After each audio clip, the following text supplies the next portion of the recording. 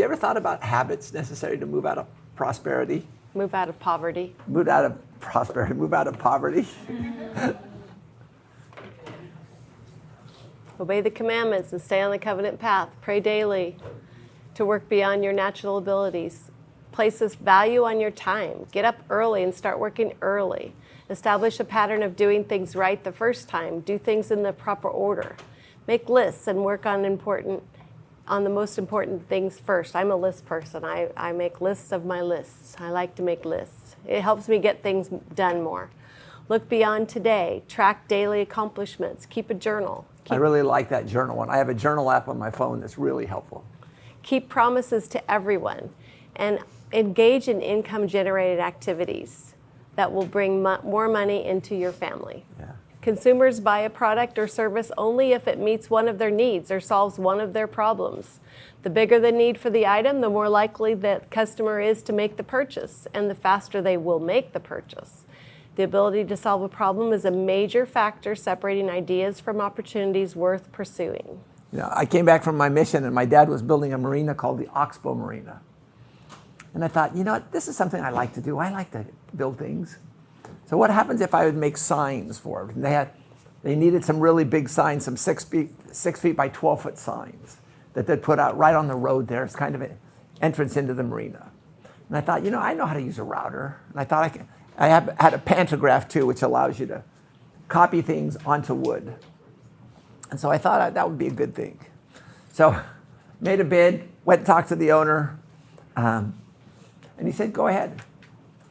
So I thought my bid was pretty good. By the time I finished, I made less money than the people who I paid to help me out. But after I finished that, I realized, what? There's not a big market for 6 foot by 12 foot redwood signs. Not too many places have there. Even though I had a skill set, even though it tended to do okay, there's just not much of a market there for it. Mm-hmm. I realized I needed to do something different. But he had that experience. And then what changes an idea into an opportunity worth pursuing? You have to be able to make a profit. Yeah. It involves a common but pressing problem. The solution is available at a price the potential customer is willing to pay. There's not a dominant company solving the problem already. The decision to purchase the product is easy for customers to make. There's enough profit to be made when you're selling the product, and the product requires minimal capital expenditures. I did asset management as a career, and one of the things I love to do is to see a company, how much do they have to pay in capital expenditures for every dollar in income? Companies like Microsoft and Apple, they're paying $1.15, $1.20. They're investing $1.20 for every dollar in income they have right now. One of my favorite companies is called Hershey's, that makes the Hershey's chocolate. How much has Hershey's technology changed over the last 100 years? Hardly at all. So for every dollar in income, they spend about 5 cents in capital expenditures. But we need to think about that. Think about that as we set our business up. How about taking advantage of change? Does change have an impact? Yeah. Think about what's happening with demographic changes. What's happening? We're having fewer children. Our population is aging. People are living longer. 30 years ago, you wouldn't thought of senior living centers. And now those are a big deal. They're Lots all over. of people. Mm-hmm. How about government-imposed changes? Laws, regulations, and orders. What do you see out here in La Ie? You see wind farms trying to take advantage of those changes. Technology. Look at the impact of AI on our lives. And what has that done? And even cultural changes. There's a lot of shifts in groups' values. The internet has had a big impact on that, and we need to realize that culture changes as well. So finding things that can take advantage of that can make a big difference. And then the question, does my business have a competitive advantage? My dad grew up in Idaho and he built houses. What they would do is they would take a house, build it up, so they just put the walls and the roof on, usually about October. And then it would start getting cold, and then they could work on the inside during the summer. During the winter. During the winter. And then after the war, my dad came back and started building houses. there's a lot of people building houses at that time. So he thought, well, maybe I'll work for the church. And so for many years, he worked for the church. He would be the general contractor. They'd come into an area that he would be the general contractor, and then the wards and the stakes would contribute labor. To build the chapels. Build the chapels. And then after a while, he decided after he had 6 kids that moving every 2 to 3 years was not really good for his family. And then he started doing other things. And so, again, building what everyone else was building. And then he decided, you know what, what's an area that I can add value? And so we started building marinas. So we grew up in a little town called Brentwood between Stockton and Walnut Creek in the state of California. And so my dad started building marinas. Again, not too many people were building marinas at that time. And so, again, what is your competitive advantage? Another interesting thing was as he built these marinas, he would come in, they say, give me a bid, Clint. So he would go through and estimate how much it's going to cost, and then he'd give him a bid, and then say, okay, I'll accept that bid. But after a while, people started saying, you know, just tell me, you know, I want you to do it because I trust that you will get it done. And his reputation was such that he almost, the latter part of his career, almost everything was time and materials plus 10%. They would say, hey, we have a problem here, Clint, come and fix it. My dad would just say, hey, time and materials, you know, plus 10. And they would say yes. But that was his competitive advantage. So he tried to find a business that he did well at. And he could make money. And he did a good job, and people trusted him to do a good job, and they would keep hiring him. Yeah. And again, later on, probably 75 to 85% of his business was all just go get the job done. So different types of businesses. Versus a manufacturer, that's what I was doing. Taking 2x12s, drilling holes through it, putting rods through it, gluing it up, and then doing my artwork on these 6x12 foot signs. Retailer. Go ahead. Go ahead. Okay, retailer, a business that buys from a wholesaler or manufacturer and sells directly to the customers, like Costco does that. Service businesses, a business that provides time, skills, and expertise in exchange for money. Tell about your... I did, after we were married and I quit my job because I had our first child, I decided to open a family daycare in our home. So I was watching other people's kids. I had like 3 or 4 kids that were similar age to my daughter. So I felt like I got paid to have people's kids come play with my kids. So it was kind of nice. And then, and I would charge them. It was just like a business. I got a license and everything, and I had a family daycare. And I did it for like 4.5 years. So it wasn't a really long time. But I did it just like a business. I could take off on our taxes parts of our house. Yeah, we depreciated part of the house. She expensed off all of her toys, all the diapers, things like that. And then people preferred to bring their kids to the family daycare, to our place, instead of going to a daycare where there's like another 100, 150 kids in the place. I only had like 2 or 3 kids. And it was nice because we were close to the Ballstrom Metro. And so people would come into work, bring their kids, drop them off, and then continue on to the Metro. Yeah, go to work. Trusted her, and she ran it like a business. I mean, they didn't bring their kids in, she still got paid. Every year she got 2 weeks of paid vacation. Yep. The parents would work their vacation around Anne's vacation, which worked well for us. Yeah, so it was fun. But that's a service business. Yeah. Anyway, and then we also have a wholesaler business where you buy in bulk from a manufacturer and sell in smaller quantities to retailers. Yeah. So why is planning gathering so important? Again, you've got to do your homework. You've got to do your footwork. Without planning and analyzing, would-be business owners waste a lot of time, money, and energy chasing ideas, but never really establishing a successful income-generating activity. Is to do your research, to plan and test a solid income-generating activity. It's interesting around here. We're the PCC, a lot of times people will come up and ask questions. And what are they doing?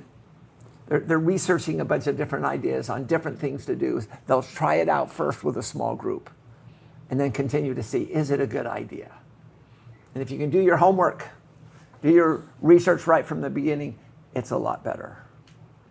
So We use what we call a GEM business model.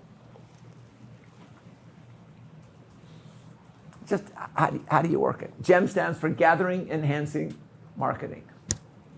So you gather what you need for your business in order to make it. Okay. And then you enhance it to make it, the product cheaper, better, and more attractive so that people will want to pay money for it. And then you actually have to market it. So the process of selling it to the customer, and you have to make sure that you entice the customer to buy your product. That's what marketing is. So, why is gathering important? You've got to have the raw materials. It's not how you look, but it's how you provide that's most important. So you want to, if you're retailer, purchase products that sell at a profit. Yeah, so you have to buy things that are cheap enough when you buy them so that when you sell them, you can make a profit on it. If it costs you so much to buy it and then you can't turn around and sell it at a profit, then it's not really going to do you much good. And then why is enhancing important? Is you want to make people be able to buy your product. Now, a 6 by 12 foot sign isn't really that cool. But if you've got 18-inch letters in old English, and so what did I do? I put in an old sailing ship. So I routed a design of an old sailing ship under full sails. I put that on it. And I put a big compass up to the left. So I tried to make it do as well as I could. I used a pantograph to go directly from a design to the wood. But he only made one because he didn't need, there wasn't a lot. Oh, he made one two. One for both sides. Oh, one for both sides. But not too many people wanted to buy this big old sign. So. And then marketing. Just everything you need to do to sell. You want to find, doesn't have to be fancy, it just has to be effective. So my building signs, what was my gathering? List my tools, raw materials. I needed a router, sander, paint, router bits, templates. I had to have rods that I would stick through the wood with bolts on each side so I could tighten it up and keep it good. Enhancing, produce the signs. I did the inlays, special designs, lettering, so I could try to make this a little bit different than what other people did. And then marketing. Ideal, sell locally, visit woodworking sites. I didn't do any of those things. Decided I wanted to go back to school and get my education. But this is just an example of a business. Now, again, then you've got transportation costs too. I hate to say 6 by 12, but signs are not cheap to transport from one state to another. And then you got to figure out, hey, what are you going to charge? If you charge too little, you're leaving money on the table. You charge too much, you'll sell a lot less. So you have to charge what people are willing to pay, sometimes twice the amount that you paid for the item so you can make a profit. You find out what the competitors are charging, and then you can charge a similar price to them. Or you can use a combination. So what does markup cover? Markup covers everything. Selling, gathering, enhancing, and marketing. It also includes your salary. It includes rental, gas to go to and from, insurance, transportation, equipment, all of these things. Heating and air conditioning. Yep. So on my business, luckily I could work at my dad's warehouse that he already had. He paid the electrical on it. He had paid for it, so he didn't charge me to run my business out of his office or his warehouse. But those would have been costs. So let's just practice some pricing.